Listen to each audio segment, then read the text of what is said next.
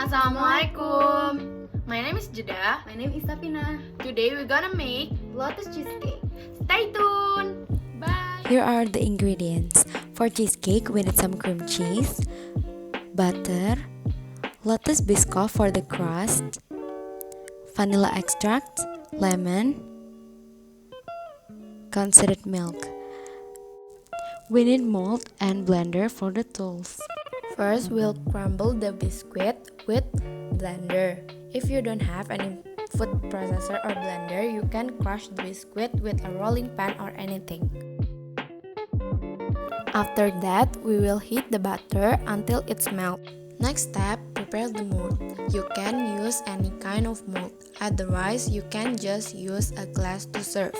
Add the crumbled base to the mold, then mix it with melted butter. Press the base firmly to make the crust. Now, we will make the cream cheese batter. Add the cream cheese to a bowl and give it a stir first so it's easier to mix. Then add butter and give it a stir. Next, add 5 tablespoons of concentrated milk and mix it well. Add 1 teaspoon vanilla extract and a little bit salt. For the tips, rolling the lemon to get more juice of the lemon. Then add 1 tablespoon of the lemon juice to the mixture and mix it well. In this step, for those of you who like extremely sweet tooths, you can add some icing sugar. Next, put the mixture into your mold. If you want the surface to be really smooth, here's the trick for you. Dip the spoon into hot water, then try it off. Add the rest of the biscuit and spread on the top of your cake.